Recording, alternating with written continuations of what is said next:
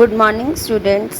Today's video's topic is classification of personal account and classification of real account. इससे पहले हमने classification of account किया था real, personal and nominal. अब यहाँ हम देखेंगे कि पर्सनल अकाउंट को भी 3 पार्ट्स में डिवाइड किया गया है। बहुत ईजी है। फर्स्ट होता है natural personal account.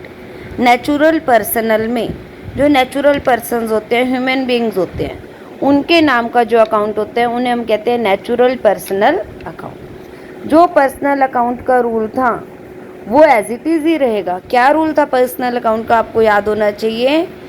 Debit the receiver and credit the giver. Credit the giver. तो चाहे नेचुरल पर्सन है, आर्टिफिशियल पर्सन है या रिप्रेजेंटेटिव पर्सनल है, रूल यही रहेगा। तो नेचुरल पर्सनल अकाउंट में सिंपल जर्नल ह्यूमन बीइंग्स होते हैं, जैसे Mohan's account, Sohan's account, Nirmala's account etcetera. या फिर proprietor's capital account, proprietor's drawing account, debtors account, creditors account, क्योंकि डेटर्स और क्रेडिटर्स भी मोस्टली इसी कैटेगरी में आते हैं। इसके बाद है आर्टिफिशियल पर्सनल अकाउंट। जो कंपनीज होती हैं वो आर्टिफिशियल पर्सन्स होती हैं। आप बिजनेस स्टडीज़ में पढ़ोगे भी, उसमें वहाँ स्टडीज़ करोगे।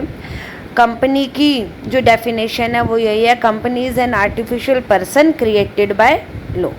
क्योंकि कंपनी का जो स्टार्टिंग होती है, कंपनी का जब जन्म होता है वो लॉ के द्वारा रजिस्ट्रेशन करके ही होता है।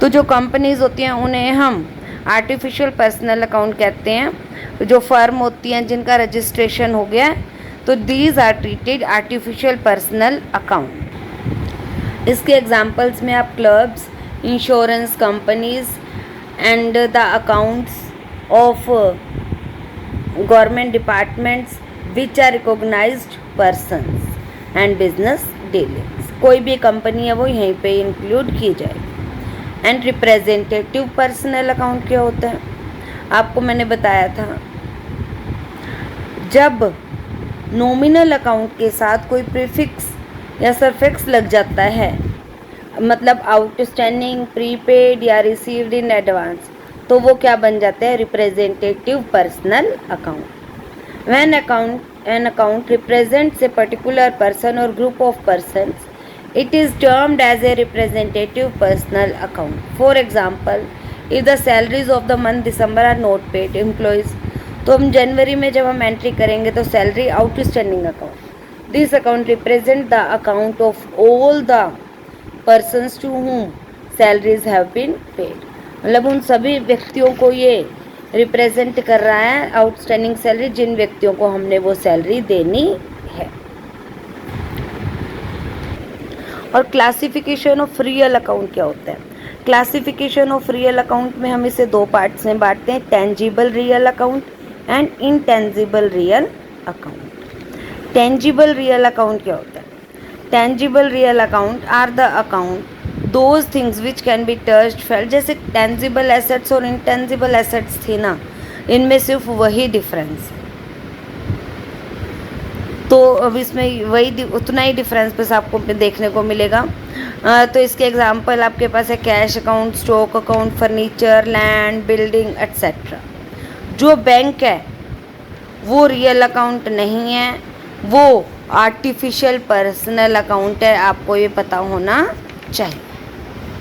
इसके बाद है intangible real account.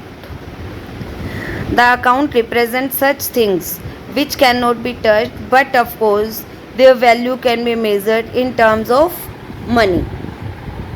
For example, goodwill, patents, trademark, इन सबको मैंने पहले की वीडियोज़ में एक्सप्लेन किया है।